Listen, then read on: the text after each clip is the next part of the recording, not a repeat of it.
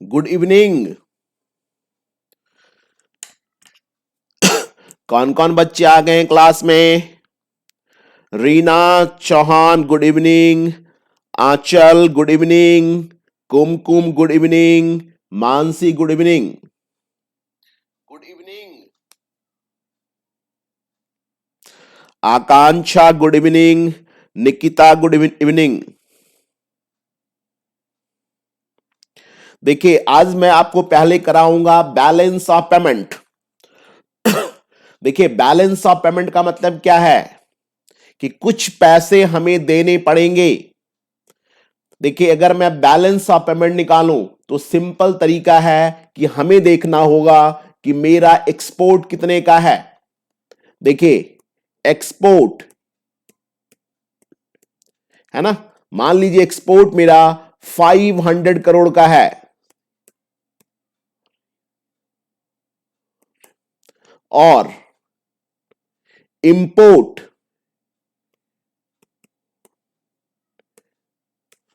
देखिए इंपोर्ट हमारा मान लीजिए 400 का है।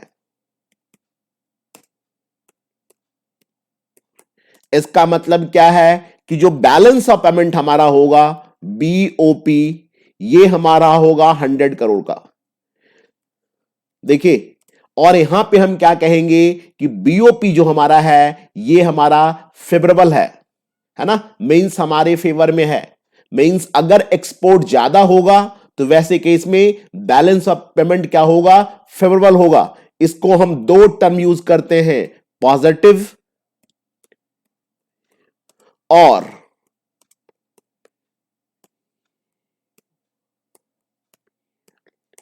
दूसरा क्या टर्म यूज करेंगे, फेवरेबल टर्म यूज करेंगे। अब मान लीजिए अगर मैं रिवर्स कंडीशन बताऊं, मींस अगर हमारा इंपोर्ट ही ज्यादा है। देखिए, दूसरा कंडीशन क्या हो सकता है कि मान लीजिए हमारा एक्सपोर्ट जो है यह है 500 करोड़ का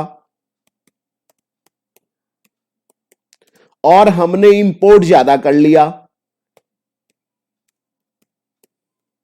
है ना। हमने इंपोर्ट मान लीजिए कर लिया 550 का।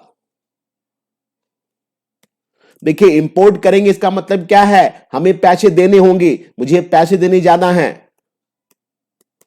इसका मतलब क्या होगा, देखिए जो हमारा बैलेंस ऑफ पेमेंट होगा बीओपी होगा, ये हमारा 50 करोड़ से निगेटिव होगा। क्या होगा जी, 50 करोड़ से ये हमारा निगेटिव होगा। और इसको हम कह सकते हैं कि हमारा अनफेवरेबल होगा।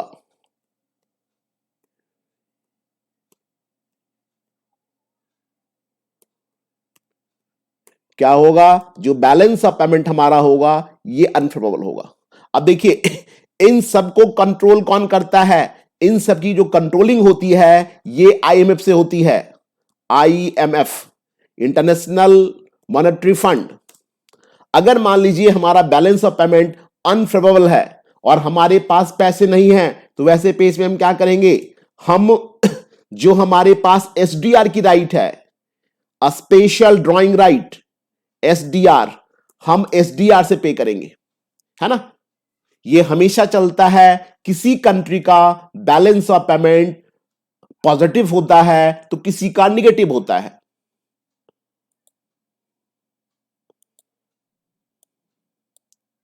और जब हमारे पास देने के पैसे नहीं रहेंगे तो वैसे केस में हम क्या करेंगे, आईएमएफ से हम लोन लेंगे। जो हमारे पास स्पेशल ड्राइंग की राइट है, मैं अपने स्पेशल ड्राइंग की राइट से इसको मैं बैलेंस करूंगा। इसलिए ध्यान रखिएगा कि जो बैलेंस ऑफ पेमेंट होता है वो हमेशा ही बैलेंस होता है ना। देखिए, जो मान लीजिए 100 पॉजिटिव है, इसका मतलब क्या है कि 100 करोड़ मेरे पास आएंगे, और जब मेरा बैलेंस ऑफ पेमेंट नेगेटिव होगा इसका मतलब है मुझे 50 करोड़ पे करना होगा। अब आइए इसका डिटेल पढ़ते हैं। The balance of payment of a country is a systematic record. देखिए, ये सभी ट्रांजैक्शंस का हमारा रिकॉर्ड है जी। क्या है, balance of payment of country is a systematic record. देखिए सभी ट्रांजैक्शन का रिकॉर्ड है of all economic transactions between resident of reporting country. देखिए रिपोर्टिंग कंट्री का मतलब क्या है, जिसके लिए हम balance of payment find out कर रहे हैं, and resident of foreign country during given period of time. Means क्या है, जितने भी इकोनॉमिक ट्रांजैक्शंस हैं उनका बेसिकली एक रिकॉर्ड है और उस रिकॉर्ड से हम फाइंड आउट करते हैं कि हमारा बैलेंस ऑफ पेमेंट क्या है। देखिए as a result of international economic transactions, मान लीजिए मैं एक्सपोर्ट कर रहा हूं तो क्या होगा, कंट्री रिसीव पेमेंट, है ना। अगर देखिए मैं एक्सपोर्ट करता हूं,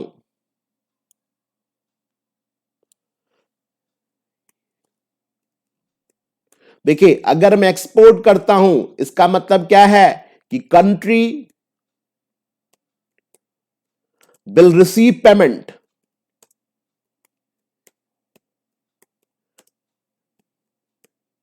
और अगर मैं इंपोर्ट करता हूं इसका मतलब क्या है, हमें पेमेंट करने होंगे।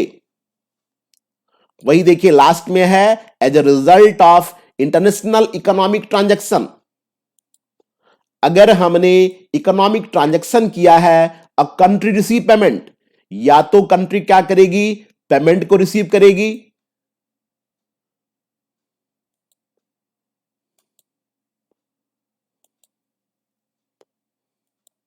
देखिए क्या होगा, a country receive payment from and make payment to other country, है ना। एक्सपोर्ट के केस में हमारे पास पैसे आएंगे और इंपोर्ट के केस में हमें पैसे देने होंगे, और इस तरह से बैलेंस ऑफ पेमेंट हम फाइंड आउट करते हैं स्टेटमेंट फॉर्म में। देखिए balance of payment is a statement of these receipt and payment. जो हमारा रिसिप्ट है यहां पे देखिए क्या है, एक्सपोर्ट में जो 5 करोड़ है ये मेरा रिसिप्ट कहलाएगा, इंपोर्ट में 400 जो हमारा है ये हमारा पेमेंट कहलाएगा, और इस तरह से हम अपने बैलेंस को फाइंड आउट करेंगे। अब देखिए जो भी ट्रांजैक्शंस होता है उस ट्रांजैक्शंस को बेसिकली हम 3 भाग में डिवाइड करते हैं। जितने भी इंटरनेशनल ट्रांजैक्शंस हैं उसको हमें क्या करना है, 3 पार्ट में डिवाइड करना है। देखिए पहला पार्ट हमारा होता है विजुअल आइटम का। क्या है जी, देखिए फर्स्ट पार्ट जो हमारा है ये विजुअल आइटम है। विजुअल आइटम का मतलब है जो फिजिकल गुड्स हम एक्सपोर्ट कर रहे हैं या इंपोर्ट करते हैं। विजुअल आइटम का मतलब क्या है, जिनका फिजिकल फॉर्म हो, जिसको हम अपनी आंखों से देख सकते हैं, अपने हाथ से छू सकते हैं, वो हमारा विजुअल आइटम है। मींस जिसका फिजिकल एग्जिस्टेंस हो, मींस यहां पे गुड्स की बात हो रही है। और दूसरा देखिए हमारे लिए क्या है जी, इनविजिबल आइटम, जो basically in terms of services होता है ना। इनविजिबल आइटम में हम क्या लेते हैं, ऑल टाइप ऑफ सर्विसेज, जो भी हम सर्विस प्रोवाइड करते हैं, है ना। मींस पहला क्या हो गया, transactions related to visual item, means all type of physical goods whether it is imported और एक्सपोर्टेड। सिमिलरली नेक्स्ट जो आइटम हमारा है, transactions related to invisible item, similarly whether it is exported services और imported services. And last जो हमारा देखिए होता है ये कैपिटल ट्रांसफर होता है ना। जो पीछे हमने एफडीआई वगैरह के बारे में पढ़ा है वो सब इसके अंदर में कवर होगा। क्या होगा जी, कैपिटल ट्रांसफर, जो पीछे हमने एफडीआई के बारे में पढ़ा है वो सब यहां पे कवर हो जाएंगे। Capital transfer concern with capital receipt and capital payment. Means जो बैलेंस ऑफ पेमेंट है उसके मेनली 3 पार्ट हैं। ये तीनों का नाम आपको याद रखना होगा।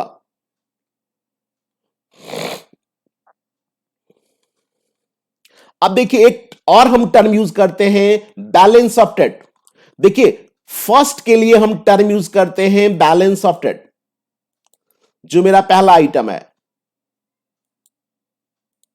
Means transactions related to visual item is known as balance of trade. देखिए इसको हम क्या कहेंगे, इसको, इसके लिए हम टर्म यूज करेंगे balance of trade. Balance of trade, balance of trade. और अगर मैं तीनों को कंबाइंड कर दूं,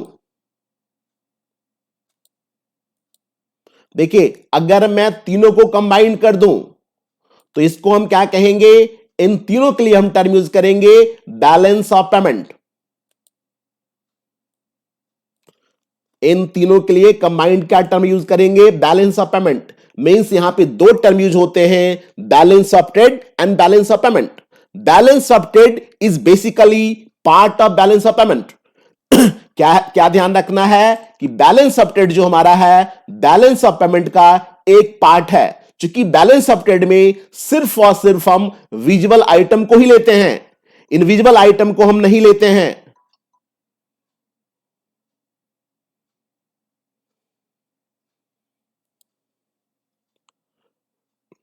अब आइए, अब इसका हम डिटेल पढ़ते हैं। देखिए यहां पे बीओपी नहीं होगा, ये क्या होगा आप लोग ठीक कर लीजिएगा अपने अपने बुक्स में, ये होगा बीओटी। क्या होगा जी, ये देखिए हमारा होगा बीओटी, बैलेंस ऑफ ट्रेड।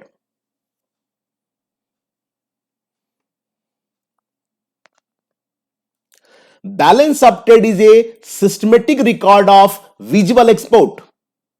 देखिए मैंने क्या बताया था, जो विजुअल आइटम होता है उसके लिए हम बैलेंस ऑफ ट्रेड लेते हैं। मींस यहां पे हम क्या लेंगे, summary of visual exports and visual imports of a country. Means जो गुड्स के रिगार्डिंग ट्रांजैक्शंस हैं, किसके रिगार्डिंग, गुड्स के रिगार्डिंग, वो आता है हमारे बैलेंस ऑफ ट्रेड में। और बैलेंस ऑफ पेमेंट में गुड्स का भी आएगा, सर्विसेज का भी आएगा, और जो कैपिटल गुड्स का एक्सचेंज होगा वो भी आएगा। देखिए invisible items are excluded from balance of trade. Balance of trade में हम इनविजिबल आइटम को एक्सक्लूड कर देते हैं, मींस छांट देते हैं।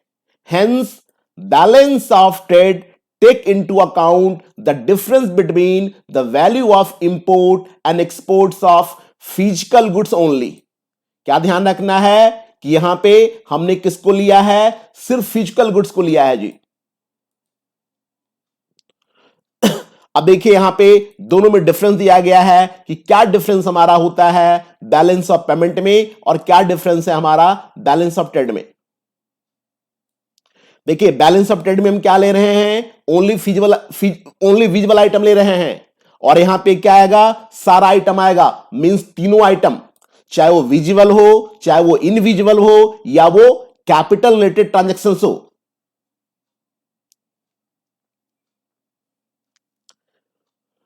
अब देखिए एक ऐसा वर्ड यहां पे हम यूज करते हैं, इसको ध्यान दीजिए कि balance of payment always balance, है ना। जो भी हमारा पॉजिटिव नेगेटिव होता है उसके लिए हमें क्या करना होता है, हमें एसडीआर लेकर के इसको बैलेंस कर देना होता है। और बैलेंस ऑफ ट्रेड में हम टर्म यूज कर सकते हैं फेवरेबल और अनफेवरेबल, जो मैंने आपको ऊपर समझाया था। Balance of payment is a broader term and includes balance of trade, है ना। बैलेंस ऑफ पेमेंट क्या है, एक ब्रॉडर टर्म है। क्या है जी, एक ब्रॉडर टर्म है, और इसके अंदर बैलेंस ऑफ ट्रेड ऑटोमेटिकली आ जाता है। और बैलेंस ऑफ ट्रेड क्या है, नैरो कॉन्सेप्ट है, और ये बैलेंस ऑफ पेमेंट का एक पार्ट है। अब देखिए बैलेंस ऑफ पेमेंट में क्या क्या आएंगे, देखिए एक हमारा आएगा करंट अकाउंट। देखिए करंट अकाउंट का मतलब है, मतलब जो गुड्स सर्विसेज से रिलेटेड आइटम हो उसको हम कहते हैं करंट अकाउंट। ये देखिए हमारे एग्जाम में बहुत बार क्वेश्चन आएगा कि बैलेंस ऑफ पेमेंट के कौन कौन कंपोनेंट हैं। ये बहुत ही इंपॉर्टेंट क्वेश्चन है। क्या क्वेश्चन आएगा, component of balance of payment, means balance of payment के कौन कौन कंपोनेंट है। तो पहले मैं आपका इन सब का नाम बता देता हूं। देखिए पहला हमारा क्या है, करंट अकाउंट है। दूसरा हमारा क्या है, कैपिटल अकाउंट है। देखिए तीसरा हमारा क्या है, फिनेंशियल अकाउंट है। और चौथा हमारा क्या है, एरर्स एंड ओमिशन, जिसको हम स्टैटिकल डिस्क्रिपेंसी कहते हैं। ये चार कंपोनेंट हैं बैलेंस ऑफ पेमेंट के। क्या है जी, there are 4 component of balance of payment. First is current account. अब हम इसका डिटेल पढ़ते हैं। देखिए इसमें क्या क्या रिकॉर्ड होगा। It record country transactions in goods. देखिए इसमें क्या क्या रिकॉर्ड होगा, गुड्स के रिलेटेड जो ट्रांजैक्शंस हैं, जो सर्विस रिलेटेड ट्रांजैक्शंस हैं, and assets with the rest of the world. It is the difference between value of country import. देखिए जो भी हमने इंपोर्ट किया और जो भी हमने एक्सपोर्ट किया है एक पर्टिकुलर पीरियड में, बेसिकली यहां जो पीरियड हमारा होता है ये देखिए हम लेते हैं एज पर फिनेंशियल ईयर। क्या लेते हैं जी, यहां पे पीरियड जो हमारा होता है as per financial year. Financial year का मतलब है कि जो हमारा 1 अप्रैल से स्टार्ट होगा, 1 अप्रैल टू 31 मार्च।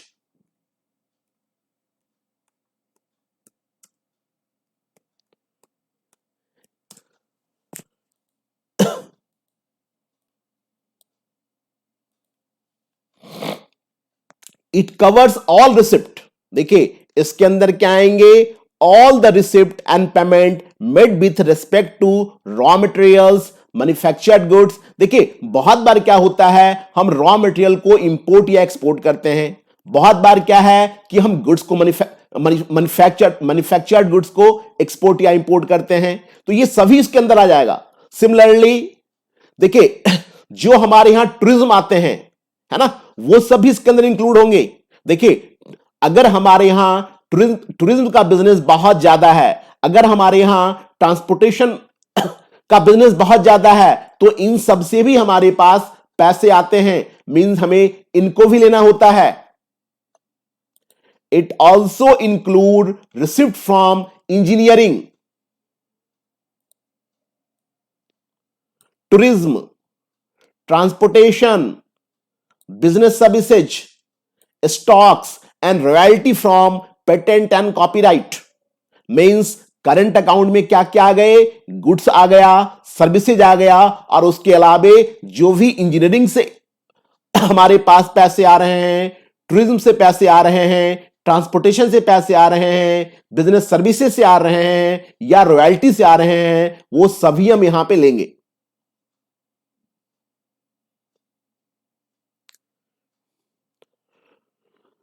अब देखिए यहां पे आपको ध्यान रखना है, अब मैं इनका फिर डिटेल बता रहा हूं। कंपोनेंट, देखिए अब आपको मैं बता रहा हूं कंपोनेंट ऑफ करंट अकाउंट, है ना, कि करंट अकाउंट के कौन कौन से कंपोनेंट हैं। यहां पे 2 मेजर टर्म है। एक टर्म हमारा है करंट अकाउंट, दूसरा इसके कौन कौन कंपोनेंट हैं। देखिए इसमें कौन कौन कंपोनेंट होंगे। एक हमारा क्या होगा जी, एक देखिए हमारा होगा विजुअल आइटम्स, है ना, गुड्स। दूसरा क्या होगा, इनविजुअल आइटम मीन सर्विसेज। देखिए सर्विसेज में क्या क्या आ जाएंगे, ट्रैवल है, शिपिंग है, इंश्योरेंस है, बैंकिंग एंड ब्रोकरेज है, expenditure abroad by the government and miscellaneous. ये हमारे सारे इनविजुअल में है। विजुअल में क्या होगा, जो भी हमारे पास गुड्स हैं वो सब यहां पे आएंगे। इसके बाद देखिए नेक्स्ट है हमारा यूनिलैटरल ट्रांसफर। देखिए यूनिलैटरल ट्रांसफर का मतलब होता है जो हम गिफ्ट देते हैं। आपने सुना होगा कि जो आपके फॉरेन के आपके रिलेटिव हैं वो आपको गिफ्ट देंगे, तो उससे इसका मतलब क्या है कि हमारे पास फॉरेन करेंसी आ रही है ना, मींस इसे भी हमें कंसीडर करना है। इसको हम कहते हैं यूनिलैटरल ट्रांसफर, जिसके अंदर क्या क्या आएगा, गिफ्ट आएगा, इंडेमनिटीज आएगा, पर्सनल रेमिटेंस आएगा, and other such one way transactions. Means जैसे देखिए एक्सपोर्ट में क्या होता है, एक्सपोर्ट में हम सामान को सेंड करते हैं, है ना, और बदले में पैसे आएंगे। इंपोर्ट में क्या होगा, सिमिलरली देखिए इंपोर्ट में क्या होगा, सामान आएगा, पैसे देंगे, इसलिए उन सब को हम बायलैटरल ट्रांजैक्शंस कहते हैं। सर्विसेज में देखिए क्या होगा, मान लीजिए मैंने ट्रैवलिंग की सर्विसेज दी, मेरे पास बदले में पैसे आए, बट यहां पे क्या है ये यूनिलैटरल ट्रांसफर है, मींस इनका सिंगल इफेक्ट पड़ेगा। देखिए गिफ्ट के केस में, रेमिटेंस के केस में कोई कंसीडरेशन नहीं होता है। और नेक्स्ट पॉइंट हमारा है इनकम रिसिप्ट एंड पेमेंट, जिसको हम कहते हैं फैक्टर इनकम पेमेंट। देखिए ये आएगा इन टर्म्स ऑफ इंटरेस्ट। मान लीजिए मैंने बहुत सारा पैसा यूएस में लगा रखा है, इसका मतलब क्या है, यूएस के कंपनी से हमें इंटरेस्ट आएंगे। सिमिलरली मान लीजिए यूएस में मैंने एक फैक्ट्री ओपन कर रखा है, तो मुझे क्या मिलेगा, प्रॉफिट मिलेगा, है ना, मुझे क्या मिलेगा, डिविडेंड मिलेगा। सिमिलरली मान लीजिए जो फॉरेन की जो कंपनियां हैं जो इंडिया में बिजनेस कर रही हैं, उनको हम क्या देंगे, उनको हम पे करेंगे डिविडेंड, प्रॉफिट या इंटरेस्ट। मींस जो मेरा फोर्थ पॉइंट है, इसमें बेसिकली हम income receipt and income payment को लेते हैं, जिसको हम फैक्टर इनकम पेमेंट भी कहते हैं। This item relate to interest, profit and dividend received from and paid to investment direct and portfolio gives rise to interest and dividend. देखिए portfolio का मतलब होता है जब हम इन्वेस्टमेंट बंडल में करते हैं, उसके लिए हम टर्म यूज करेंगे पोर्टफोलियो। एफएम में आपने पढ़ा होगा पोर्टफोलियो। अब आइए कुछ क्वेश्चन कर लें, फिर हम आगे बढ़ेंगे।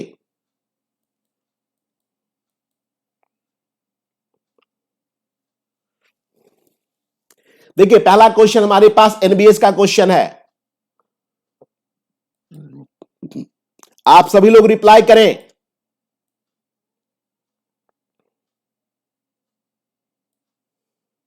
देखिए क्वेश्चन क्या पूछ रहा है,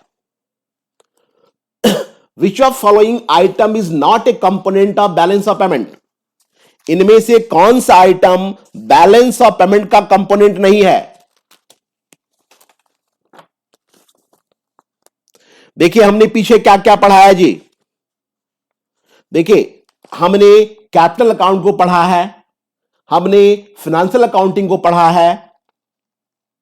यहां पे देखिए वर्किंग कैपिटल भी होगा, लेकिन यहां पे कैश फ्लो स्टेटमेंट नहीं हो सकता है। मीन जो कंपोनेंट हमारे हैं उसमें कैश फ्लो स्टेटमेंट नहीं आ सकता है। मैंने आपको पीछे बताया था कंपोनेंट, इसमें क्या क्या कंपोनेंट हो सकते हैं। इसमें देखिए कंपोनेंट हमारा हो सकता है कैपिटल अकाउंट हो सकता है, फाइनेंशियल अकाउंटिंग हो सकता है, एंड वर्किंग कैपिटल भी हो सकता है।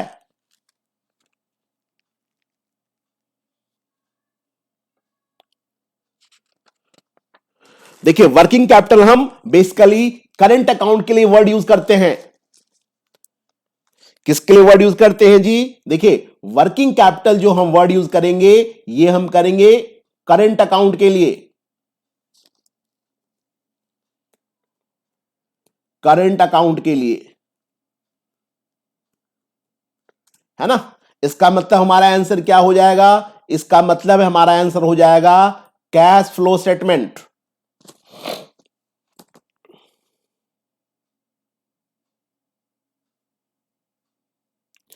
चलिए सभी बच्चों का सही आंसर आया है, निकिता, कौशल, आंचल, मानसी, श्वेता, कनिका, सबका आंसर ठीक है जी।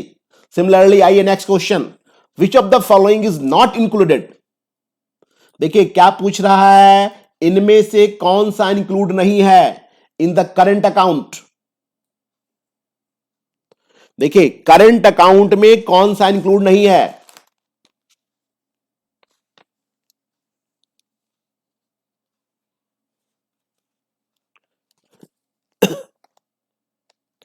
देखिए करंट अकाउंट में किसको हम नहीं ले सकते हैं, एफडीआई को हम नहीं ले सकते हैं। किसको नहीं ले सकते हैं जी, एफडीआई को। बाकी हम तीनों को ले सकते हैं। क्योंकि मैं फिर से आपको बता दूं, करंट अकाउंट में हमने किसको किसको लिया है।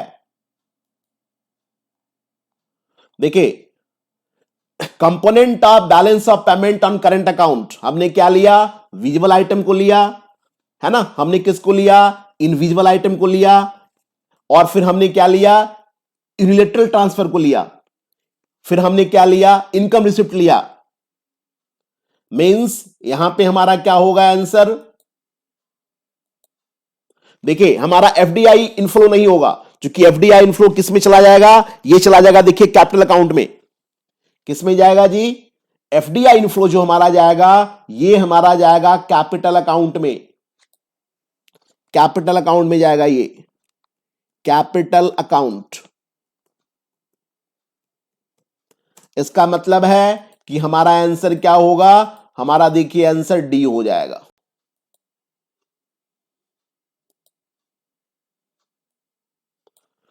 चलिए थर्ड क्वेश्चन को बाद में करेंगे, अभी हमने इसको नहीं पढ़ा है। आइए डीएसएसबी का पहला question, balance of payment can be made favourable. चलिए इसको भी छोड़ दीजिए, इसको भी हम बाद में करेंगे।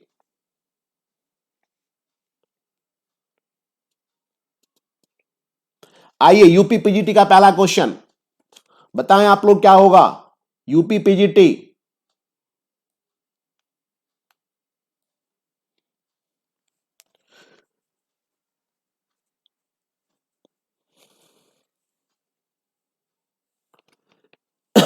the record of country transactions in goods, services and assets with the rest of the world is its।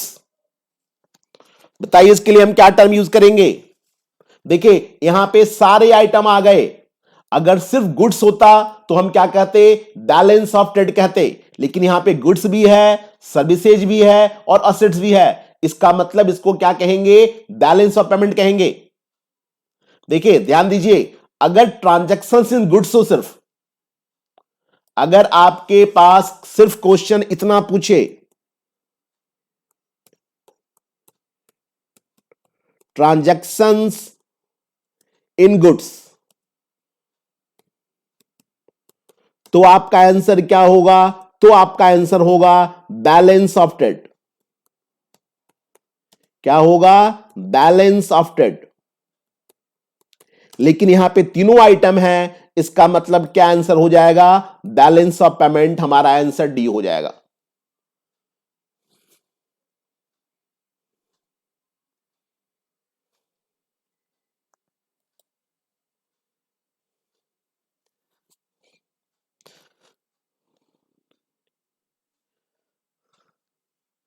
चलिए आप लोग का बिल्कुल ठीक आंसर है। अब आइए पौंडीचेरी यूनिवर्सिटी का क्वेश्चन देखते हैं। Balance of payment includes component. बिल्कुल सभी का आंसर ठीक है जी। यूपी वाला कुमकुम, रीना, निकिता, मानसी, कौशल, कनिका, आंचल, सबका ठीक है। देखिए balance of payment includes component. देखिए क्या ध्यान रखना है? चार मेजर कंपोनेंट हैं। क्या है जी? बैलेंस ऑफ पेमेंट के चार मेजर कंपोनेंट हैं। कौन कौन मेजर कंपोनेंट हैं बताइए आप लोग?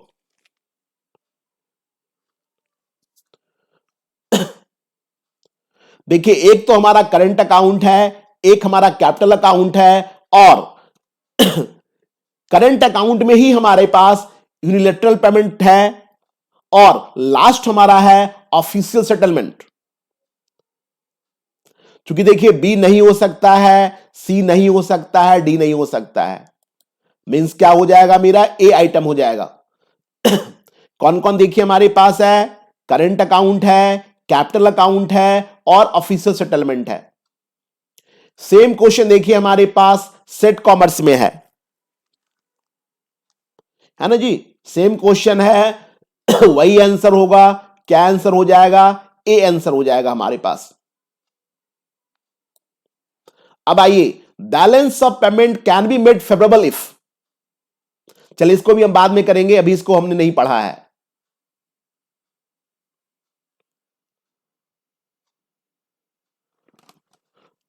आइए इस मैचिंग के क्वेश्चन को देखते हैं। इस क्वेश्चन को हम कर सकते हैं, नेट का क्वेश्चन है ये। देखिए पहला हमारे पास है बैलेंस ऑफ ट्रेड। देखिए बैलेंस ऑफ ट्रेड हम किसके लिए यूज करेंगे?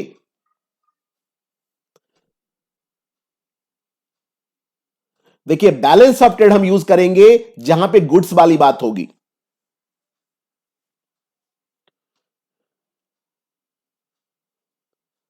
देखिए पहला हमारे पास है import of goods and services and bilateral transfer of goods and services, transactions leading to change in the financial assets and liability of a country, all economic transaction between country resident and resident of other country। देखिए ये हमारा क्या कहलाएगा, ये हमारा कहलाएगा balance of payment. Means क्या हो गया, सी का देखिए थर्ड है। देखिए इसका लगाने का तरीका है जिसमें आप बिल्कुल श्योर हो, मैं बिल्कुल श्योर हूं कि सी का क्या होगा जी, थर्ड होगा, है ना। अब आइए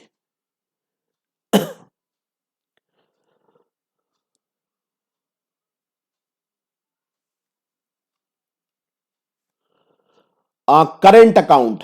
देखिए करंट अकाउंट में क्या आता है, import of goods and services and unilateral transfer. देखिए मैं बिल्कुल श्योर हूं कि बी का हमारा फर्स्ट होगा, है ना जी, मैं बिल्कुल श्योर हूं कि मैं बी का फर्स्ट होगा जी। अब आप देखिए पहले आप आंसर को चेक कर लीजिए। देखिए बी का फर्स्ट किस में है, डी में है ना, और सी का थर्ड। इसका मतलब है हमारा आंसर क्या होगा, डी हो जाएगा, 4 हो जाएगा। मीन जिसमें आप श्योर हो आप उसी से आंसर लगा सकते हैं, जरूरी नहीं है कि चारों को आप मैच करें एग्जाम में। अब आइए देखिए डी हमारा क्या है जी, चलिए पहले ए को देखते हैं। ए हमारा क्या है, बैलेंस ऑफ ट्रेड है। देखिए बैलेंस ऑफ ट्रेड में क्या आता है,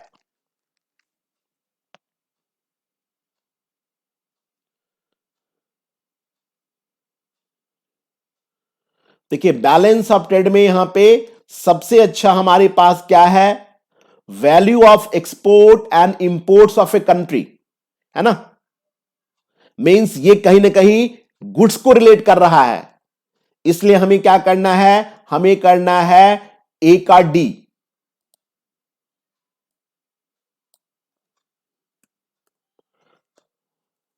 अब देखिए कौन बच गया, कैपिटल अकाउंट। बेसिकली इसको अभी हमने नहीं पढ़ा है कैपिटल अकाउंट।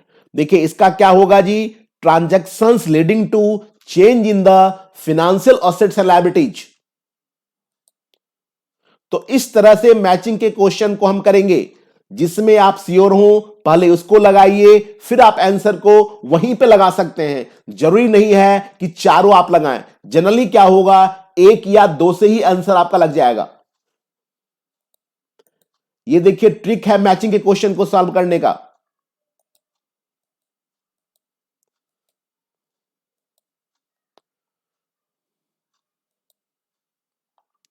देखिए हमने क्या पढ़ लिया जी, component of balance of payment of current account, current account के कंपोनेंट को पढ़ लिया था। अब आइए कैपिटल अकाउंट। देखिए कैपिटल अकाउंट में क्या आएगा, purchase and sale of assets. क्या आएगा जी, देखिए कैपिटल अकाउंट में क्या आएगा, transactions related to purchase and sale of assets, है ना, like land and properties. The capital account also include flow of taxes, flow of taxage, purchase and sale of fixed assets, etc. by migrants moving out or in different country. The deficit or surplus in the current account is managed through the finance from capital account। अब देखिए एक नया point आपको मिल गया। एक question ये भी आ सकता है कि जो डेफिसिट या सरप्लस है करंट अकाउंट को, उसको हम कैसे मैनेज करेंगे, उसको मैनेज कर सकते हैं कैपिटल अकाउंट में, या अगर कैपिटल अकाउंट में कोई डेफिसिट है तो उसको हम क्या कर सकते हैं, करंट अकाउंट से मैनेज कर सकते हैं। अब आइए कैपिटल अकाउंट के अंदर 3 मेजर कंपोनेंट हैं। क्या ध्यान रखना है, कैपिटल अकाउंट के अंदर हमारे पास 3 मेजर कंपोनेंट हैं।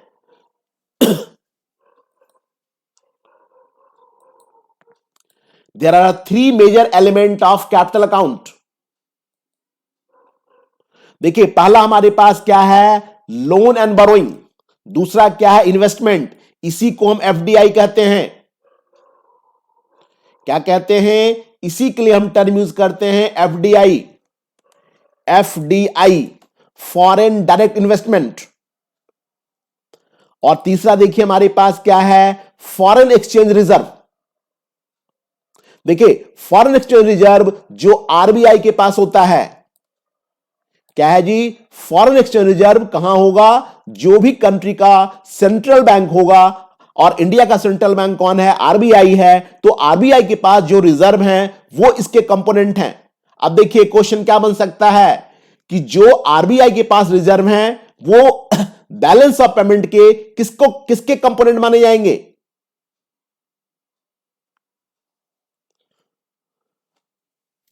देखिए यहां पे ये करंट अकाउंट मिस्टेक से लिखा गया है, यहां पे क्या होगा, component of balance of payment on capital account.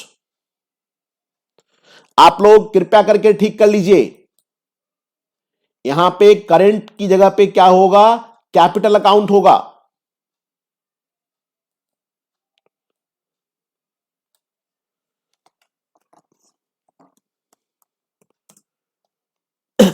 और इसके तीन कंपोनेंट हैं, तीनों का नाम याद रखना है, लोन एंड बोरोइंग्स, है ना। देखिए बहुत बार क्या होता है, हम फॉरेन कंट्री से लोन लेते हैं, और लोन हमारी गवर्नमेंट भी ले सकती है और प्राइवेट सेक्टर भी लेते हैं। हमने पीछे क्या पढ़ा था कि अब वर्ल्ड बैंक के कई एक ऐसे ऑर्गेनाइजेशन हैं जो कि प्राइवेट सेक्टर के लिए भी लोन देते हैं। एंड अब देखिए नेक्स्ट हमारा है financial account, the flow of fund from and to foreign country through various investment in real estate, business venture, foreign direct investment etc is monitored through financial account। Means हमारे पास एक और है जिसको हम कहते हैं financial account. On analyzing these changes, it can be understood if the country is selling or acquiring more assets like gold, stock, equity, तो ये सब क्या होगा, ये बेसिकली फाइनेंशियल अकाउंटिंग का पार्ट होगा। देखिए फाइनेंशियल अकाउंटिंग में कहीं ना कहीं थोड़ा सा आइटम कैपिटल अकाउंट का भी आ जाता है।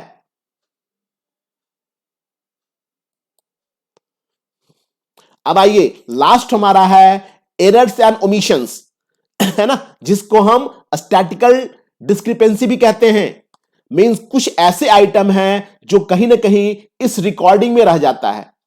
समझिए जो हमने बैलेंस ऑफ पेमेंट का स्टेटमेंट बनाया है उसमें कुछ आइटम बहुत बार ओमिट हो जाते हैं, है ना।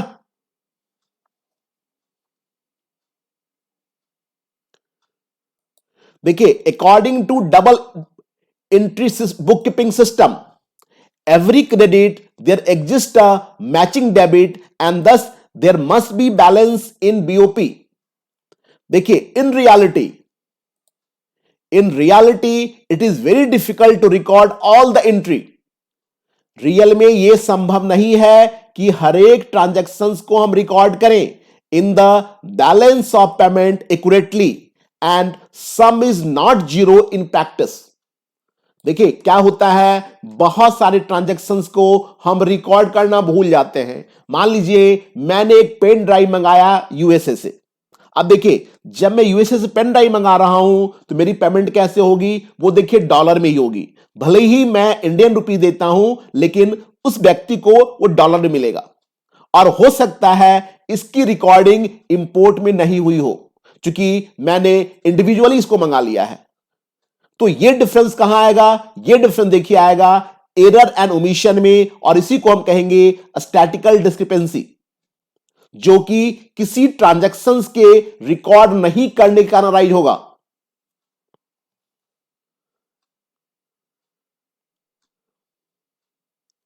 देखिए once various type of international financial flow are recorded, जब हम सभी ट्रांजैक्शंस को रिकॉर्ड कर लेंगे उसके बाद जो हमारा डिफरेंस रहेगा उसको हम रिकॉर्ड करेंगे under the head errors and omissions.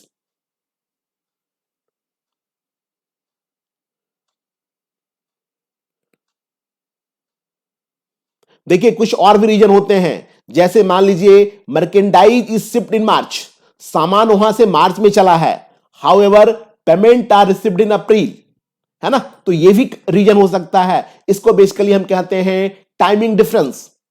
Means error and omission या स्टैटिकल डिस्क्रिपेंसी का एक रीजन हो सकता है टाइमिंग डिफरेंस, और एक क्या हो सकता है, ओमिशन। अब आइए एक और यहां पे पॉइंट है, the official reserve, official settlement account, जो मैंने आपको सबसे पहले बताया था। The official reserve means the reserve of gold, जो हमारे पास गोल्ड का रिजर्व है, जो हमारे पास एसडीआर है। ये देखिए एसडीआर कहां होगा, ये हमारा बैलेंस होगा आईएमएफ के पास। एसडीआर कहां होता है जी, देखिए एसडीआर का बैलेंस हमारे पास होता है आईएमएफ के पास। देखिए मैंने आपको क्या बताया था कि जैसे ही कोई कंट्री आईएमएफ का मेंबर बनती है और वो मेंबरशिप फी पे करती है, उसके उस कंट्री के लिए एक अमाउंट एलोकेट कर दिया जाता है ना, कि इतना अमाउंट वो विड्रॉ कर सकता है, वही हमारा एसडीआर है। मींस द ऑफिशियल रिजर्व का मतलब क्या हो गया, reserve of gold, SDR and foreign exchange, है ना। देखिए जो भी कंट्री की सेंट्रल बैंक होगी, मींस हर एक कंट्री के सेंट्रल बैंक के पास फॉरेन एक्सचेंज रिजर्व होता है।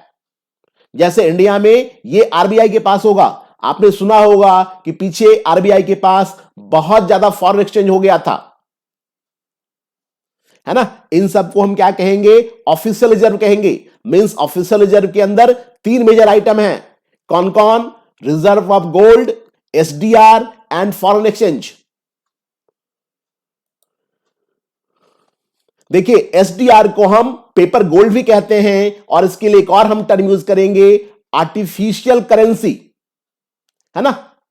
क्या है जी, ये बेसिकली एक आर्टिफिशियल करेंसी है क्रिएटेड बाय आईएमएफ, और इसके लिए एक और हमने वर्ड पढ़ा था, पेपर गोल्ड। एसडीआर को हम पेपर गोल्ड के नाम से भी जानते हैं, पेपर गोल्ड, जो बेसिकली एक आर्टिफिशियल करेंसी है और ये आईएमएफ क्रिएट करती है। चलिए इसके बाद हमें पढ़ना है करेंसी कन्वर्टिबिलिटी कैसे होता है। देखिए कन्वर्टिबिलिटी ऑफ करेंसी, है ना, ये किसका काम है, ये काम देखिए आईएमएफ का काम है। किसका काम है, यही देखिए मेन वर्क है आईएमएफ का। इंटरनेशनल मॉनेटरी फंड जो हमारा आईएमएफ है, उसका मेन काम है करेंसी कन्वर्टिबिलिटी के फंक्शन को फुलफिल करना। आईएमएफ, ये हमारे आईएमएफ की ड्यूटी है टू हेल्ड करेंसी कन्वर्टिबिलिटी।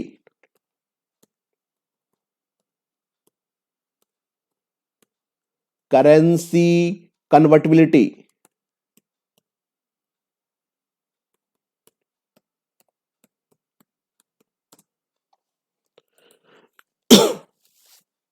देखिए convertibility of currency means currency of a country, currency of a country can be freely converted into foreign exchange at market determined rate of exchange। जैसे अभी क्या है कि मान लीजिए अगर मैं बात करूं डॉलर की, है ना जी, देखिए एग्जैक्ट तो मुझे नहीं ध्यान है कि क्या रेट अभी डॉलर का है, लेकिन अराउंड ये 74-75 होगा। Means $1 equal to ₹75। एक मैं एजम्पशंस ले रहा हूं। सिमिलरली देखिए 1 पॉइंट इक्वल टू रुपीज, जो भी होगा हर की ना, देखिए हर एक कंट्री की जो करेंसी होती है दूसरे कंट्री के करेंसी से किस रेट पे वो कन्वर्ट होगी, उसी को हम कहते हैं करेंसी कन्वर्टिबिलिटीज। देखिए for example convertibility of rupees, means that those who have foreign exchange can get them converted into rupees and vice versa. मान लीजिए कोई यूएस से ट्रैवलर इंडिया आया है, या मान लीजिए कोई एनआरआई इंडिया आया है, तो वो क्या लाएगा अपने पास? वो डॉलर लेकर के आएगा, और इंडिया की करेंसी क्या है? रुपीज है। तो जो आरबीआई के ऑथराइज एजेंट होंगे वो क्या करेंगे? इसे कन्वर्ट कर देंगे रुपीज में। सिमिलरली मान लीजिए मुझे इंडिया से बाहर जाना है। देखिए, इंडिया से मैं बाहर जाऊंगा तो मैं जिस कंट्री में जा रहा हूं वहां के लिए मुझे वो करेंसी चाहिए। तो मैं क्या करूंगा? जो भी आरबीआई के ऑथराइज सेंटर है वहां पे करेंसी कन्वर्जन होगा। मींस मैं रुपीज दे दूंगा और बदले में वो वहां की करेंसी को मुझे दे देंगे।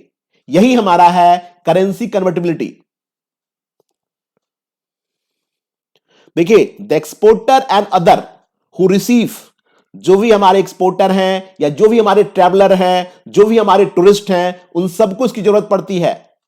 The exporter and others who receive US dollar, pound, sterling etcetera can go to these dealers which are generally banks and get their dollars exchange for rupees at the market determined rate of exchange. Similarly, under currency convertibility, importers and other who require foreign exchange can go to these banks dealing in foreign exchange and get rupees converted in foreign exchange. अब देखिए, India में क्या है कि current account और capital account दोनों में convertibility है। देखिए, लास्ट वाला पॉइंट काफी इंपॉर्टेंट है हमारे एग्जाम के लिए। A currency may be convertible on current account, है ना जी? क्या है? A currency may be convertible on current account, that is export and import of merchandise. Merchandise का मतलब होता है goods, and individual mean services, और it may be converted on both current and capital account. मान लीजिए मुझे कोई machinery चाहिए, मान लीजिए मुझे लैपटॉप चाहिए, तो भी मैं लैपटॉप यूएस के किसी कंट्री से इंपोर्ट कर सकता हूं और बदले में मैं उनको रुपी दे सकता हूं। मींस अभी के टाइम में जो करेंसी कन्वर्टिबिलिटी है वो करंट अकाउंट में भी है और कैपिटल अकाउंट में भी है। देखिए, मेजर अगर देखा जाए तो दो ही तरह के अकाउंट हैं, है ना? क्या ध्यान रखना है जी? मेजर हमारे पास दो ही अकाउंट हैं, एक हमारा करंट अकाउंट है, दूसरा हमारे पास क्या है? कैपिटल अकाउंट है।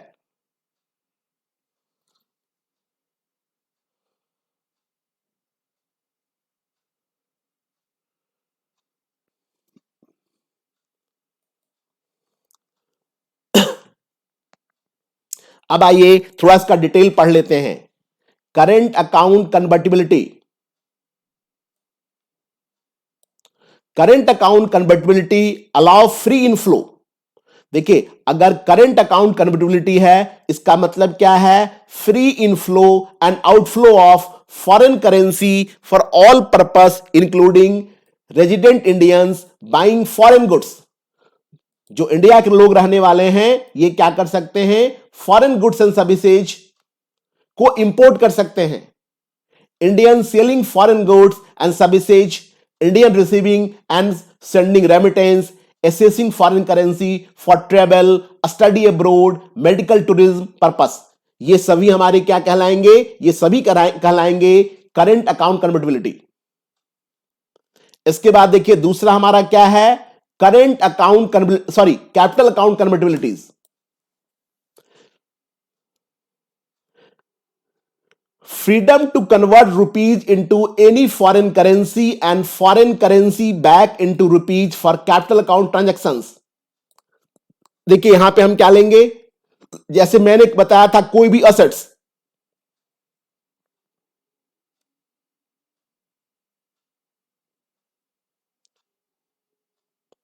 अब आइए इसके बाद हमें पढ़ना है capital account deficit. A deficit in current account or balance of payment imply that total expenditure of country exceed total receipt। देखिए अब एक क्वेश्चन ये बनेगा, देखिए क्या क्वेश्चन रहेगा?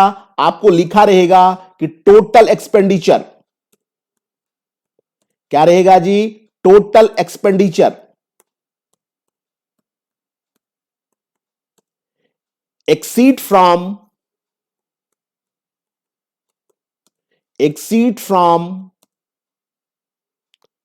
total receipt। देखिए समझिए, खर्च हमारा ज्यादा है, इनकम कम है, तो यहां पे क्या होगा, ऐसे केस में क्या बनेगा, करंट अकाउंट डेफिसिट हो जाएगा। क्या हो गया जी, इसको हम कहेंगे करंट अकाउंट डेफिसिट।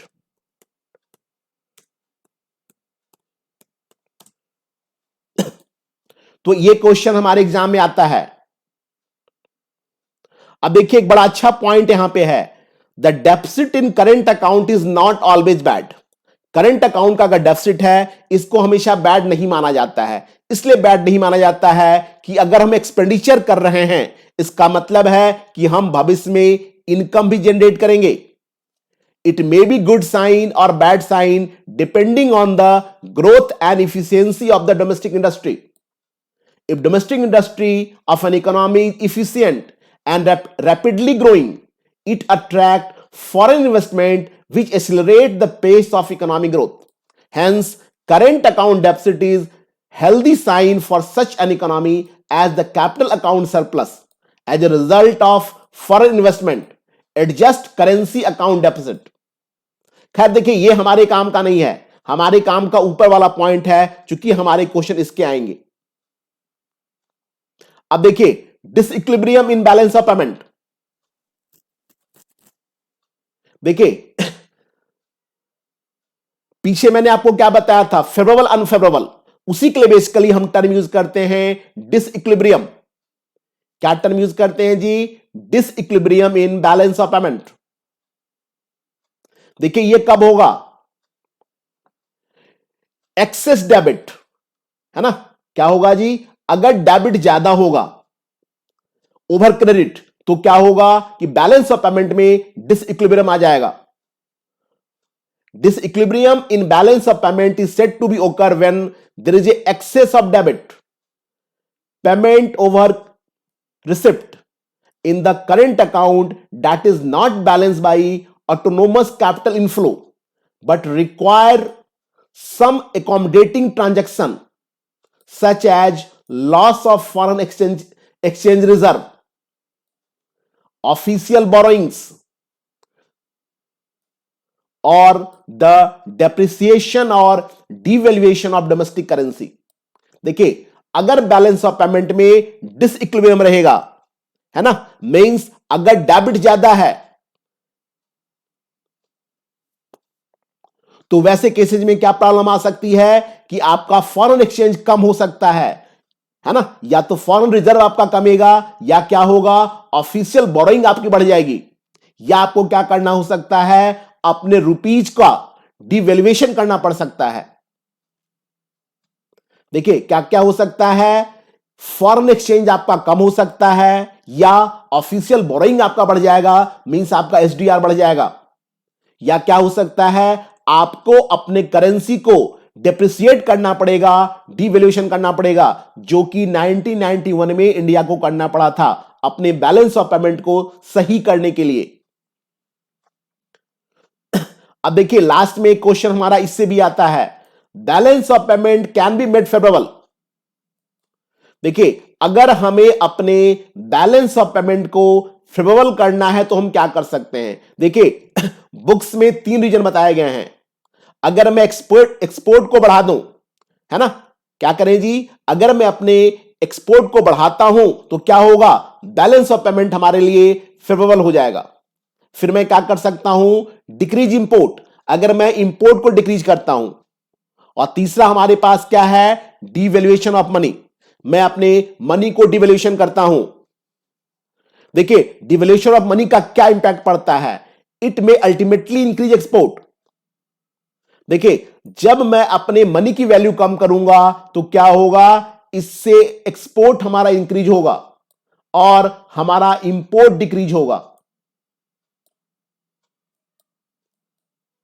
क्या होगा, अगर मैं मनी का डिवैल्यूएशन करूंगा तो इसका असर कहां पड़ेगा, हमारे इंपोर्ट बढ़ जाएंगे, क्योंकि लोगों को सस्ता इंपोर्ट लगेगा। और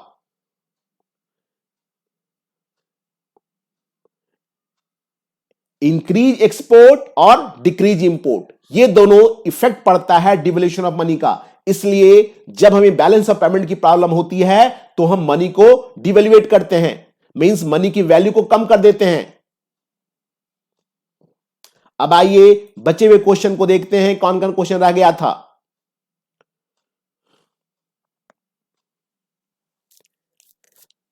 देखिए ये क्वेश्चन, जो एक क्वेश्चन आपके पास है, ये बेसिकली 12th का क्वेश्चन, इकोनॉमिक्स का क्वेश्चन है ना जी। इकोनॉमिक्स में आप पढ़ेंगे ग्रॉस नेशनल प्रोडक्ट,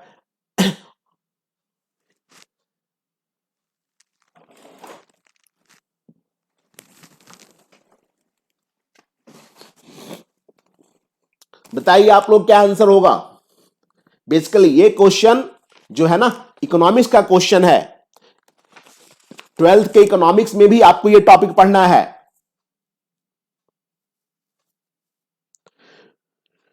देखिए इसमें बेसिकली हम क्या करते हैं जी, the difference between gross national product GNP and gross domestic product, इसमें देखिए हमें net foreign income from abroad को मैनेज करना पड़ता है। क्या करना पड़ता है, net foreign income from abroad को।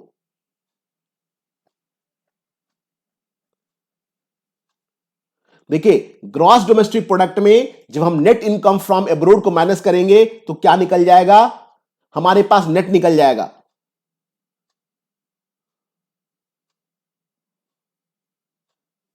अब आइए डीएसएसबी का पहला question.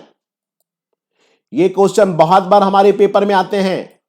Balance of payment can be made favourable.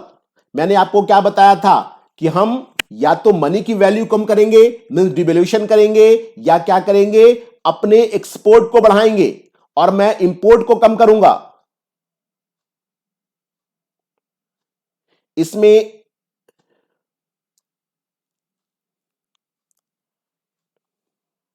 देखिए क्या होगा, हमारा एक्सपोर्ट इंक्रीज ये हो सकता है ना। देखिए ये नहीं हो सकता, इंपोर्ट आज इंक्रीज करेंगे तो नहीं होगा, इंपोर्ट क्या होगा, यहां पे डिक्रीज होगा, तो ये भी हो सकता था। मींस हमारा आंसर क्या होगा, यहां पे ए और सी दोनों होगा। ठीक है जी, क्या होगा हमारा आंसर, यहां पे रियल में ए और सी दोनों होगा, इसका मतलब हमारा डी होगा। या ये भी हो सकता है अगर हम इंपोर्ट को डिक्रीज करें, इंपोर्ट को अगर हम डिक्रीज कर दें तो भी क्या होगा, बैलेंस ऑफ पेमेंट हमारा फेवरेबल हो जाएगा, बीओपी बिकम्स फेवरेबल। चलिए इसका मतलब 1 का क्या होगा, डी होगा। अब आइए नेक्स्ट क्वेश्चन।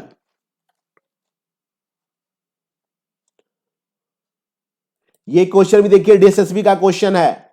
आप लोग बताइए क्या होगा, a country fill in the blanks. चलिए 1 का डी बिल्कुल सबका सही है, निकिता, मानसी, आंचल, कुमकुम, रीना, श्वेता, कौशल, सबका ठीक है जी।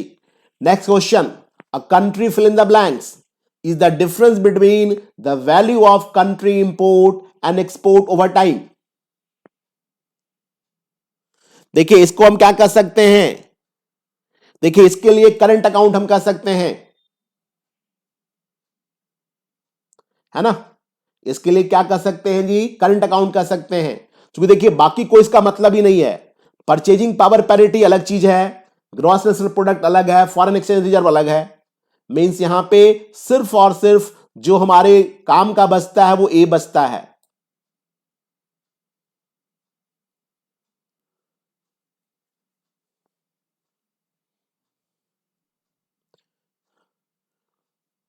चलिए सबका आंसर ठीक आया है, मानसी, श्वेता, निकिता, सबका आंसर ठीक है, कुमकुम। अब आइए नेक्स्ट क्वेश्चन हमारे पास आर्मी स्कूल का क्वेश्चन है।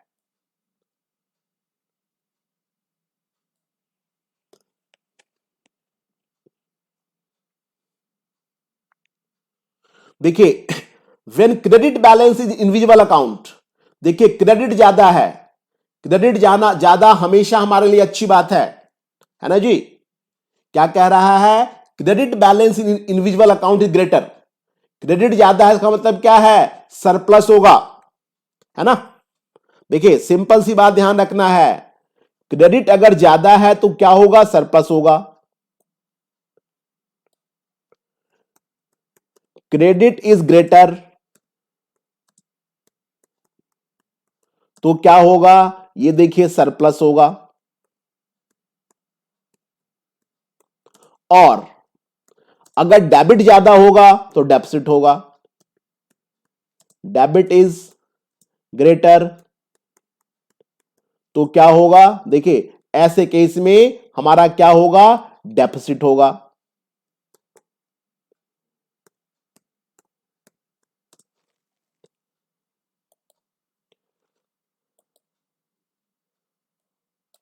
अब देखिए किसकी बात हो रही है, मर्केंडाइज की बात हो रही है। मर्केंटाइज का मतलब क्या हो गया जी, करंट अकाउंट हो गया, है ना। देखिए मर्केंटाइज का मतलब क्या होता है, गुड्स होता है। मर्केंटाइज को क्या कहते हैं, गुड्स कहते हैं हम।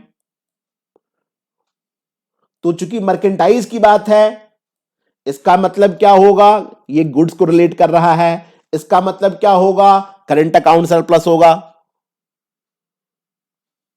है ना। मीन्स हमारा आंसर क्या हो जाएगा जी, हमारा आंसर बी हो जाएगा। आइए क्वेश्चन नंबर 2, आर्मी स्कूल, बताइए आप लोग क्या होगा।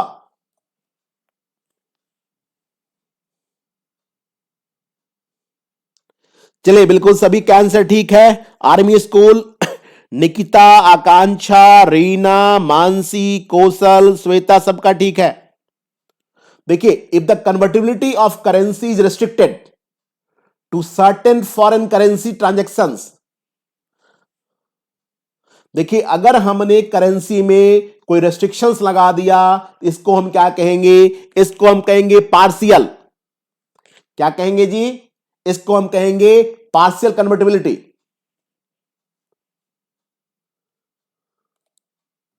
ये बेसिकली है ना, जब हम पढ़ेंगे टाइप्स ऑफ कन्वर्टिबिलिटी, ये भी 12th की बुक का है, तो क्या होगा इसका आंसर, देखिए ये पार्शियल हो जाएगा, क्योंकि हमने क्या लगा रखा है, रेस्ट्रिक्शंस लगा रखा है, रेस्ट्रिक्टेड। रेस्ट्रिक्टेड का मतलब क्या हो गया, फ्रीली ट्रांसफरेबल नहीं है, और जब ये फ्रीली ट्रांसफरेबल होगा तो हम क्या कहेंगे, फुल कन्वर्टिबिलिटी कहेंगे।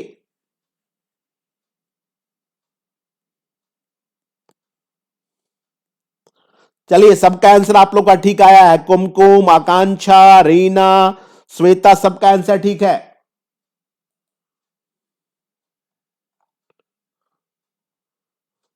अब देखिए एक क्वेश्चन और हमारे पास है, ये क्वेश्चन भी हमने पहले कर लिया इस तरह के क्वेश्चन को, balance of payment can be made favourable. देखिए ऑलरेडी हमने इसको पढ़ लिया है पहले, एक्सपोर्ट को बढ़ाएंगे हम, इंपोर्ट को कम करेंगे, तो बी हमारे पास नहीं ऑप्शन है, हमारे पास क्या ऑप्शन है जी, डी ऑप्शन होगा।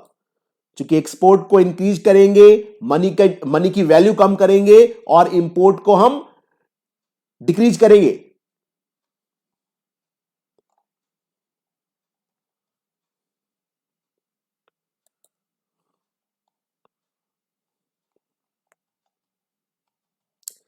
चलिए नेक्स्ट चैप्टर मैं आपको स्टार्ट कर देता हूं, छोटा सा चैप्टर है, आज मैं इसको खत्म कर दूंगा। देखिए नेक्स्ट टॉपिक हमारा है tariff and non tariff barrier of international trade, है ना। क्या है यहां पे, ट्रेड अंदर घुसा हुआ है, tariff and non tariff barrier. International trade में कुछ बैरियर हम लगाते हैं, है ना, कुछ हम टैरिफ लगाते हैं। टैरिफ का मतलब यहां पे रेट ऑफ टैक्स से है ना। टैरिफ का मतलब क्या हो गया, टैरिफ जो रेट हमारा होता है, रेट ऑफ एक्सपोर्ट और import duty, rate of export और इंपोर्ट ड्यूटी।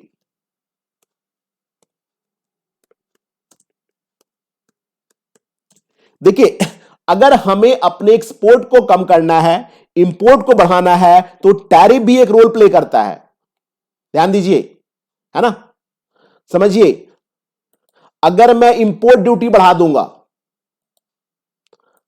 मैं क्या कर रहा हूं, इफ आवर गवर्नमेंट, देखिए, इफ आवर गवर्नमेंट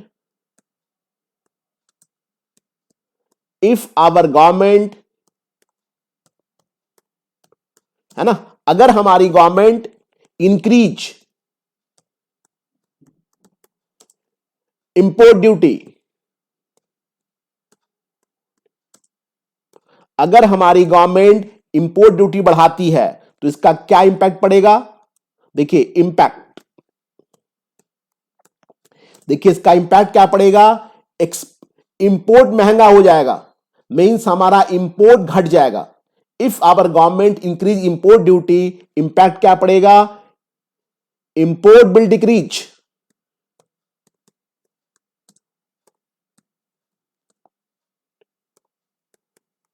लेकिन अपनी मर्जी से हम ये कम नहीं कर सकते हैं। देखिए, इसके लिए हमारे पास WTO है,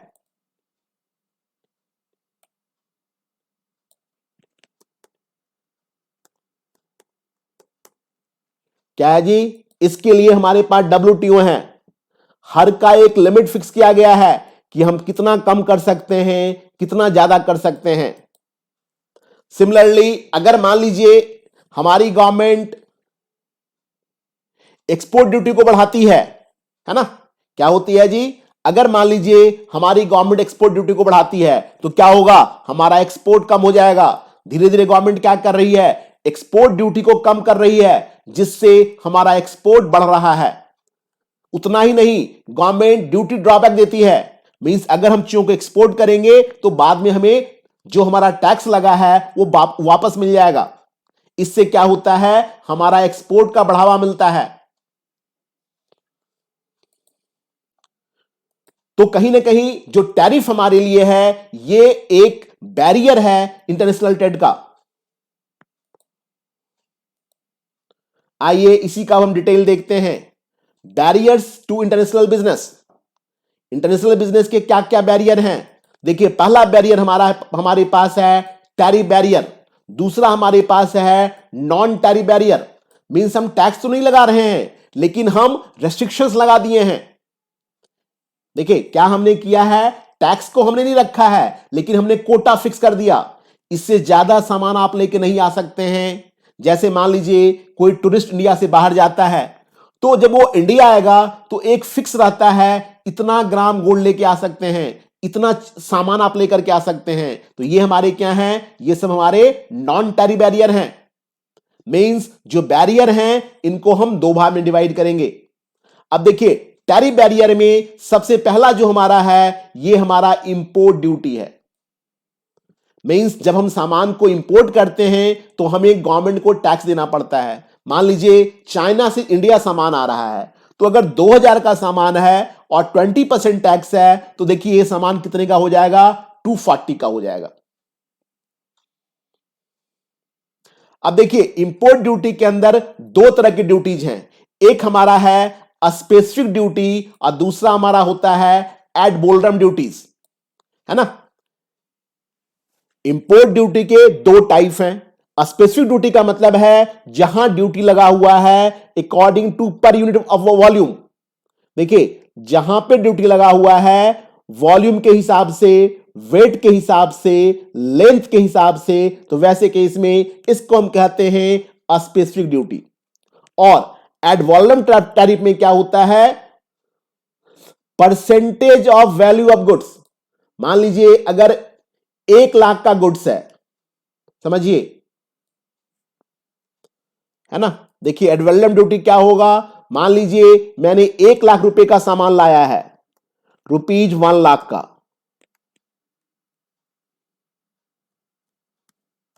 और ड्यूटी जो हमारा है, रेट ऑफ ड्यूटी मान लीजिए 16% है, at the rate of 16%, means मुझे 16,000 क्या पे करना पड़ेगा, इंपोर्ट ड्यूटी पे करना पड़ेगा। अब देखिए वेट लेंथ, देखिए इसमें बेसिकली टैरिफ होता है।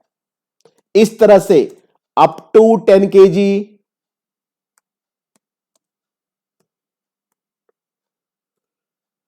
देखिए ड्यूटी क्या लगा हुआ है, मान लीजिए ₹5 पर kg,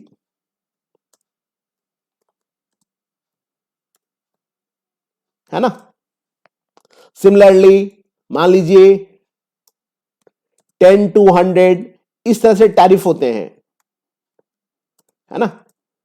अब यहां पे ये कम हो जाएगा, ₹4.5,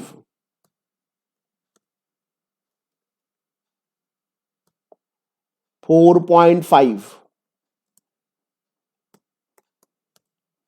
मान लीजिए मैं किसी भी फॉरेन कंट्री से इलेक्ट्रॉनिक आइटम मंगवा रहा हूं, टेलीविजन मंगवा रहा हूं, लैपटॉप मंगवा रहा हूं, देखिए वहां पे ड्यूटी किसके अनुसार होती है, वहां पे लेंथ के हिसाब से होती है, स्क्रीन साइज कितना बड़ा है। अगर छोटा स्क्रीन साइज होगा तो ड्यूटी कम देना पड़ेगा, है ना। मींस स्पेसिफिक ड्यूटी में हमारे पास 3 तरीके हैं, एक वॉल्यूम के हिसाब से 10 पीस 20 पीस, दूसरा वेट के हिसाब से, तीसरा लेंथ के हिसाब से, मींस कितने सेंटीमीटर का है, कितने इंच का है, और दूसरा एड वैल्डम का मतलब क्या है, वैल्यूज। तो ये दोनों हमारे क्या हैं, टैरिफ बैरियर हैं जी। अब आइए दूसरा हमारे पास क्या है, नॉन टैरिफ बैरियर, इसको हम प्रोटेक्टिव बैरियर भी कहते हैं। देखिए दूसरा हमारे पास क्या बैरियर है, नॉन टैरिफ बैरियर है, इसको हम प्रोटेक्टिव बैरियर भी कहते हैं। देखिए इसके अंदर क्या होता है, हम कोटा फिक्स कर देते हैं। कोटा का मतलब कि आप 2 पीस से ज्यादा नहीं मंगा सकते हैं, है ना। लाइसेंस की फैसिलिटी है, मींस वही लोग मंगा सकते हैं जिनके पास गवर्नमेंट के द्वारा लाइसेंस मिला हुआ है। और क्वांटिटी रेस्ट्रिक्शंस, ये कहीं ना कहीं जस्ट लाइक कोटा ही होता है। देखिए अंडर क्वांटिटी रेस्ट्रिक्शंस, अगर हमने क्वांटिटी का रेस्ट्रिक्शंस लगाया है, the maximum quantity of different commodity which would be allowed to be imported over a period of time from various countries fixed in advance. पहले से फिक्स होता है कि कितनी चीजें आएगी। जैसे मान लीजिए हम लोग फिक्स कर लेते हैं इतना लीटर, है ना, कोई वाइल फलाने कंट्री से आएगा, मींस ऐसे केस में हमने क्या कर रखा है, नॉन टैरिफ बैरियर लगा रखा है। सिमिलरली क्या होता है, कोटा फिक्स कर देते हैं, depends on the relation of two country and needs of the importing country. चलिए सिमिलरली यहां पे एक फॉरेन एक्सचेंज रेस्ट्रिक्शन लगा देते हैं, इससे ज्यादा फॉरेन करेंसी आपको मिलेगी नहीं मिलेगी, है ना। जब फॉरेन करेंसी रहेगी तभी हम इंपोर्ट एक्सपोर्ट कर सकते हैं। मीन दूसरा हमारे पास देखिए नॉन टैरिफ बैरियर में क्या है, foreign exchange restrictions, means foreign currency की हमने लिमिट लगा दी। तीसरा क्या है, technical regulations, another measure to regulate the import is to impose certain standard of technical production, technical specification. जैसे एक पर्टिकुलर ग्रेड से नीचे का सामान आप नहीं मंगवा सकते हैं। क्या होता है जी, टेक्निकल रेगुलेशन में हम ग्रेडिंग फिक्स कर देते हैं, इस ग्रेड के घटिया सामान को आप नहीं मंगवा सकते हैं। और चौथा देखिए हमारा एक और होता है वॉलंटरी एक्सपोर्ट रेस्ट्रेन, है ना। क्या होता है जी, voluntary export restraint. The agreement on voluntary export restraint is impose on the exporter under the threat of sanction to limit of export of certain goods. इसके बाद देखिए बहुत बार क्या होता है, लोकल कंटेनमेंट रिक्वायरमेंट। देखिए हम उन्हीं चीज को प्रोडक्ट इंपोर्ट करेंगे जिसमें मेरा अपना सामान लगा हुआ हो। क्या होता है जी, लोकल कंटेंट रिक्वायरमेंट में हम उन्हीं आइटम को इंपोर्ट करेंगे जिसमें कहीं ना कहीं हमारा सामान लगा हुआ हो। मींस पहले हमारे कंट्री से अगर वो रॉ मटेरियल को परचेज कर रहा है तभी उसके सामान को इंपोर्ट करेंगे। जैसे मान लीजिए इंडिया में पर्याप्त मात्रा में आयरन स्टील है, हमने क्या रेस्ट्रिक्शन लगा दिया कि अगर हमारे आयरन से आप सामान को बनाते हैं तभी मैं इंपोर्ट करूंगा। तो ऐसे केस में हम क्या कहेंगे, लोकल कंटेंट रिक्वायरमेंट। और लास्ट देखिए हमारे पास होता है एम्बार्गो, है ना। ये भी एक स्पेसिफिक टाइप का कोटा प्रोहिबिशन है ना, जो पर्टिकुलर हम पॉलिटिकल पर्पस से यूज करते हैं। like quota, embargoes may be imposed on imports or exports of particular goods, regardless of destination in respect of certain goods. जैसे मान लीजिए जो ड्रग्स वगैरह होते हैं उसमें इंबार्गो लगा होता है. एंड देखिए लास्ट हमारा होता है एंटी डंपिंग. देखिए चाइना के लिए हमेशा हम लगाते हैं. Anti dumping is one policy which is creating non tariff barrier, hindering free trade, जो फ्री ट्रेड में कहीं ना कहीं हिंड्रांस क्रिएट करता है.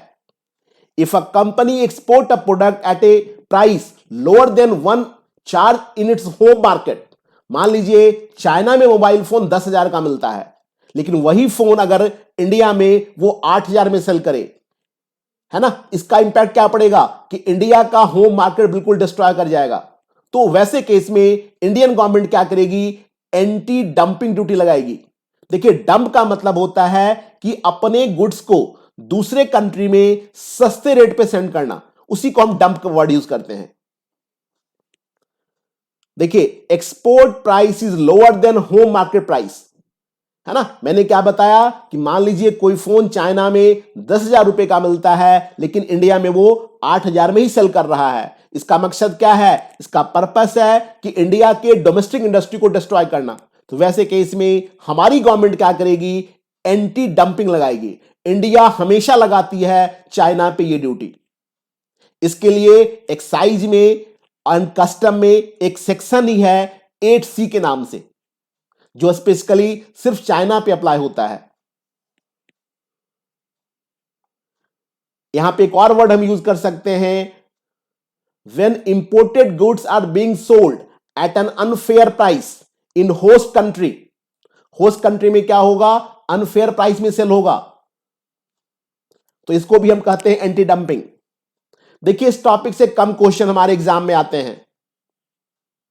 इसके बाद देखिए एक हमारे पास है ट्रेड ब्लॉक, जो पिछले क्लास में हमने पढ़ा था. ट्रेड ब्लॉक का मतलब होता है कि कुछ कंट्री के बीच में आपस में हम एग्रीमेंट करते हैं. तो ट्रेड ब्लॉक भी कहीं ना कहीं ये नॉन टैरिफ बैरियर है. ट्रेड ब्लॉक का मतलब क्या होता है जी, रीजनल इंटीग्रेशन. जैसे हमने पढ़ा था नाफ्टा, साफ्टा, एशियान, ये सब क्या है, ट्रेड ब्लॉक हैं. The agreement between state, region और country to reduce barrier to trade between the participating region is known as trade bloc. तो ट्रेड ब्लॉक भी एक तरह का नॉन टैरिफ बैरियर का पार्ट है. और देखिए एक और वर्ड यहां पर यूज होता है, कंसुलर फॉर्मेलिटीज. क्या वर्ड होता है जी, consular formalities. Consular formalities are one type of non-tariff barrier on trade, particularly imports. Basically import पे ये हम टर्म्स यूज करते हैं, है ना. ये भी एक तरह का नॉन टैरिफ बैरियर है. Some importing country import restrict rule regarding consular documents, है ना. मीन्स डॉक्यूमेंट्स बहुत ही ज्यादा क्या कहेंगे, रेस्ट्रिक्टेड होगा. देखिए जितना ज्यादा रेस्ट्रिक्शंस होगा क्या होगा, ट्रेड हमारा, ट्रेड एंड कॉमर्स हमारा उतना नन स्मूथली फ्लो करेगा. और जितना ज्यादा हमारा लिबर्टी होगी, ट्रेड हमारा क्या होगा, उतना स्मूथली फ्लो होगा. इस टॉपिक से कम ही क्वेश्चन हमारे एग्जाम में आते हैं. आप देखिएगा एक आध क्वेश्चन कभी कभी आ जाते हैं.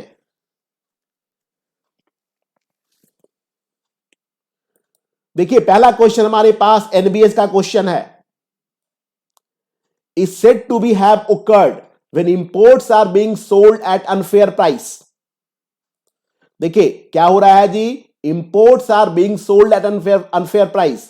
इसका मतलब क्या है, ये डंपिंग है. क्या है जी, इसका मतलब ये हमारा डंपिंग है. मींस क्या हो जाएगा, एक आंसर हमारा देखिए सी हो जाएगा.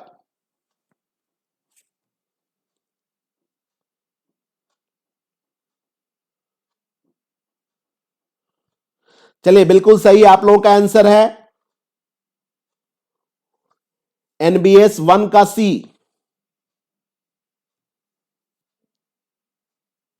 चलिए सभी का आंसर ठीक आया है. आंचल मेहता, मानसी, कौशल सबका ठीक है.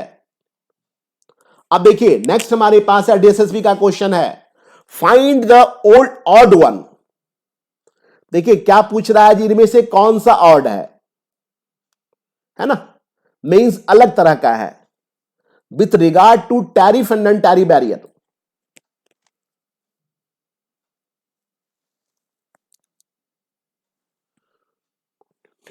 देखिए इसमें हमारा क्या हो सकता है,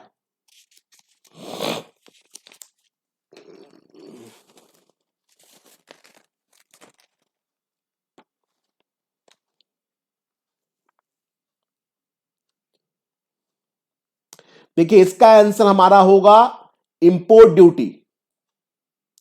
देखिए इंपोर्ट ड्यूटी हमारे पास जो है ये टैरिफ बैरियर है।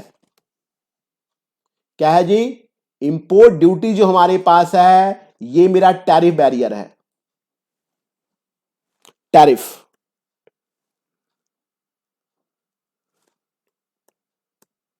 ये हमारा क्या है, टैरिफ बैरियर और बाकी जो तीनों हैं ये नॉन टैरिफ है ना। देखिए लाइसेंसिंग नॉन टैरिफ है, क्योंकि सबसे पहला हमने क्या पढ़ा था, quantity restrictions, quota and licensing. फिर देखिए कॉन्सुलर फॉर्मेलिटीज, ये भी हमारा नॉन टैरिफ है। वॉलंटरी एक्सपोर्ट रेस्ट्रिक्शंस है ना, ये भी हमारा क्या है, नॉन टैरिफ है। इसका आंसर क्या लगाइएगा आप, इंपोर्ट ड्यूटी लगाइएगा। डीएसएसबी ने इसका रॉन्ग आंसर दिया था, ध्यान दीजिए, डीएसएसबी ने इस क्वेश्चन का रॉन्ग आंसर दिया था, लेकिन इसका आंसर क्या होगा, इंपोर्ट ड्यूटी होगा। आई थिंक डीएसएसबी ने कुछ और आंसर इसका दे रखा है, तो अगर आपके बुक में गलत आंसर होगा तो आप लोग कृपया करके ठीक कर लीजिएगा। इसका आंसर क्या होगा, इंपोर्ट ड्यूटी होगा।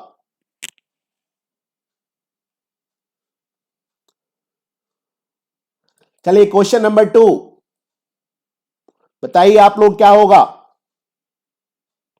Question number 2,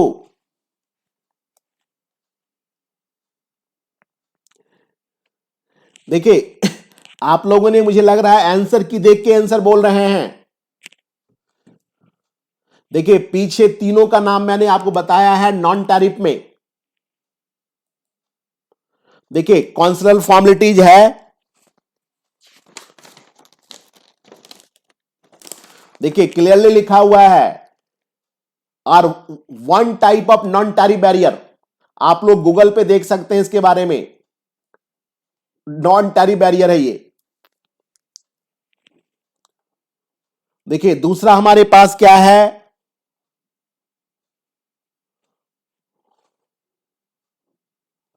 voluntary export restrain है ना, ये भी हमारा क्या है, देखिए नॉन टैरिफ बैरियर के अंदर है ये। फिर देखिए एक हमारे पास क्या है, लाइसेंसिंग, देखिए ये हमारा लाइसेंसिंग है, ये वाला पॉइंट। और इंपोर्ट ड्यूटी किसके अंदर है, ये देखिए टैरिफ बैरियर में है।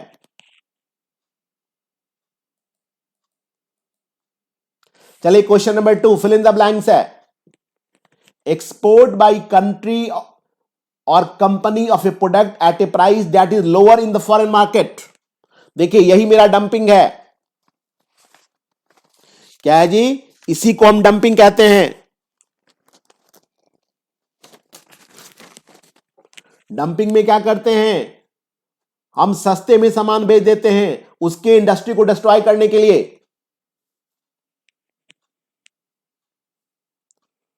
टू का सी बिल्कुल ठीक है, रीना, कौशल, निकिता सबका ठीक है जी। अब आइए एक क्वेश्चन हमारे पास यूपी पीजीटी का है। देखिए क्वेश्चन क्या पूछ रहा है,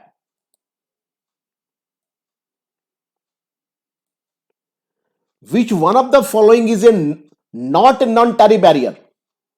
क्या पूछ रहा है, नॉट और नॉन टैरिफ बैरियर। देखिए कहीं ना कहीं एडवल्डम ड्यूटी हमारा नॉन टैरिफ बैरियर नहीं, हां ठीक है, नॉट नॉन टैरिफ बैरियर। तो देखिए हमारा क्या हो जाएगा आंसर, देखिए इसमें हमारा हो जाएगा एडवल्डम ड्यूटीज,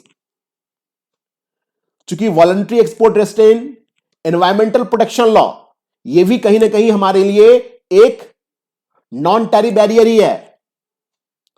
एनवायरमेंटल प्रोटेक्शन लॉ भी कहीं ना कहीं हमारे लिए एक नॉन टैरिफ बैरियर ही माना जाएगा। लेकिन एड वैलिडम ड्यूटी मैंने आपको क्या बताया था कि इंपोर्ट ड्यूटी के दो टाइप हैं, उसी में हमारा एक है ये मींस हमारा आंसर क्या होगा, हमारा आंसर देखिए डी हो जाएगा। Health and standard product standard, ये भी कहीं ना कहीं हमारे लिए एक बैरियर है कि हम वैसे चीजों को ना इंपोर्ट या एक्सपोर्ट करें जो हेल्थ के लिए सही नहीं है।